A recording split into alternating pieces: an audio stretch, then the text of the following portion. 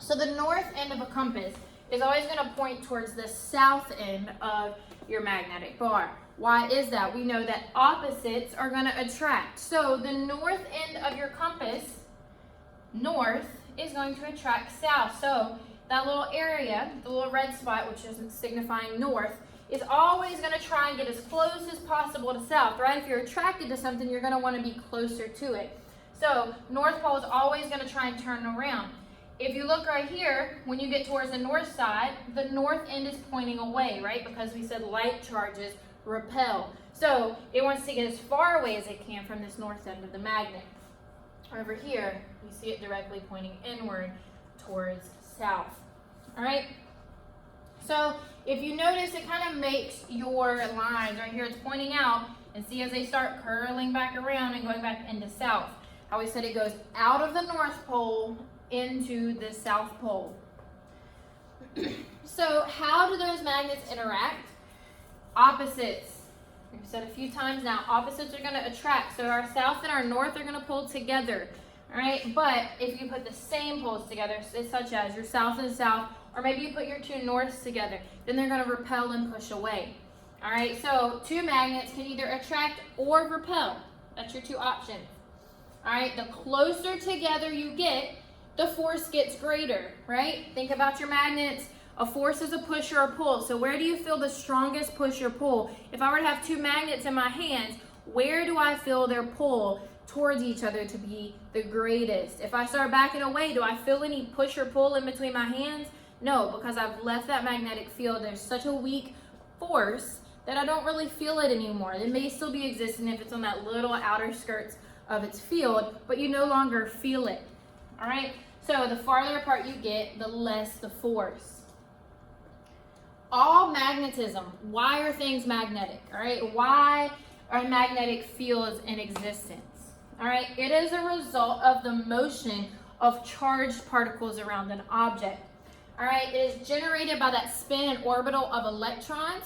So as electrons move around your atom and move around that object, right? Because all objects in the basis are made of our atoms, various different atoms. And so we know our electrons surround those atoms, and as they spin and move in different orbitals, then it generates a magnetic field. All right, so electricity, we talked about last unit, correlates into creating magnetic fields. Very important for you to remember, generated by the spin and orbital of the electrons in the atom. All right, so these magnetic fields are broken up into little sections. All right, we call those little sections domains. So imagine this to be a picture of a larger magnet, right? So inside of your magnet, you've got little sections. All right, we know it points out of the north into the south. So up here would be our north, here's going to be our south. If you notice, each of these little domains has their own direction of magnetic field. So in this little box, here's our north and here's our south. And this one, here's north and here's south. All right, so they keep changing depending on which direction the magnetic field of that domain is in. All right, so every magnetic object, if you think of a bar magnet, all right, in that bar magnet, there's a bunch of different sections of domains and and magnetic fields. All right, each of those magnetic fields move in a particular direction. All right, so wrong way. Magnetized materials, so for instance, this big bar magnet up here, are aligned in one direction. So that means, for the most part, all of your domains are going to have the same north and south pole. So north, south, maybe everything's pointing this way. You might have a few that might be trying to get switched around and get the right way, right? But for the most part, every domain is pointed in the same direction. If they are all aligned, all right, and for the majority all facing one direction, then right here, the direction that our arrows are pointing would be our north, and our other end would be our south. That's what makes this object magnetized. So as you see right here, for the most part, all of these domains are pointing towards the right. So if this was a magnetic box right here, this would be our north end, and this would be our south end. all right? But if something's unmagnetized, meaning it has no magnetism to it, think about a paper clip, right? If I take this paper clip and I stick it to the board, nothing happens. So is this magnetized? No. All right, so inside of it, your domains are randomly aligned. They have no consistent flow. For every one that's going up, there's one going down. All right, from one going left, there's one going right. So basically you can think of it as they all just cancel each other out. There's no one direction of south or north that is going to be any stronger than the other. They're all every which way. There's no uniformity in the direction of their arrows. So if everything's all random, there's no consistent flow of magnetic field. Therefore, the object is unmagnetized. All right, so when we talk about domains, remember, magnetized materials have one consistent direction that all of their fields are pointing in. So this is one object and it's broken up into multiple different domains inside of it, and they're all pointing in the same area, basically, right? If we notice, for the majority, our bigger areas are pointing in the same direction. But if it's not a magnet, if it is not magnetized, it doesn't automatically stick to something, all right, then all of your domains are randomly aligned. So then we have our ferromagnetic materials. That's what your paperclip is. It is not a magnet, it is a ferromagnetic material.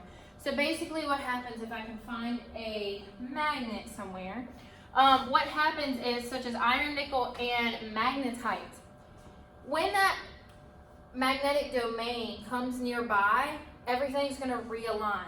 All right, they align with the external field and therefore attract to that magnet. All right, so domains aligned with the magnet increase in size, and those that point the other way shrink. All right, so let's say we bring a magnet nearby, and say this area right here is like a bigger picture of my paperclip. Originally, if you see, they're all randomly aligned. They all look like this right here, my paperclip. But if I bring it beside a magnet, now if you see, they all align. They align to go out of the north into the south. So you bring that magnet near to our ferromagnetic material, the domains that are aligned in the same direction of our magnet are going to grow. All right? So if you notice, out of north into south, so anything that's pointing downward is going to get bigger in size. Those domains are going to swell, and as they swell, all the other domains that aren't going in the same direction, so if you look right here, those shrink. All right? They get smaller. So as a result, when these get bigger, there's an attraction, right? These swell up so that they can be attracted to this magnet, and therefore our paperclip would stick to our magnet. All right, so inside of it, if I take it away from that magnet, it goes back to looking like this. All right, when I put it beside that magnet, our areas grow and it sticks to it. All right, so think about these domains inside of ferromagnetic materials. They're kind of flexible. They're able to move around and be magnetized. So now let's think about it. Is every object able to be magnetized? Is every object a ferromagnetic? All right, think about this eraser right here. If I put it beside a magnet, does it attract to that magnet? No. So is this a ferromagnetic material? No. All of its domains are stuck looking like this. They're never going to change. It doesn't matter how big of a magnet I bring beside this, they're never going to realign. All right? Same thing with this marker. They're stuck like this. I can bring it beside a magnet and nothing is going to happen. There's not going to be any attraction because your domains cannot rearrange. But in those ferromagnetic materials, right, they can realign. So if you think about it, how to distinguish between a magnet and a ferromagnetic? These two paper clips, they don't stick together, right? I can hold them here, and if I let go, they didn't stick together. All right, but if I put it beside a magnet, does it stick to the magnet? Yes. All right, so if it sticks to the magnet, it's a ferromagnetic material. All right, that's the biggest difference. If it doesn't stick to other objects, like your paper clip, if it doesn't stick to another thing of itself, it's not a magnet, but if it sticks to that magnet, it is ferromagnetic. All right, so is it able to be magnetized if I put it in the presence of a magnetic field? All right, so when we think about Earth's magnetic field, we're kind of flipped upside down. All right, so the compass helps us determine direction because the north pole of that compass points north. All right, so think about it. If our north pole compass points north, north is attracted to what? South.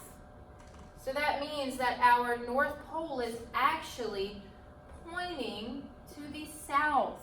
All right? So when we look at the Earth, Earth acts as basically a giant bar magnet inside. Imagine inside of the globe, if we were to dig all the way down to the core, you see this big red bar magnet. All right? That's how Earth is acting. So Earth has a magnetic pole and a geographic pole.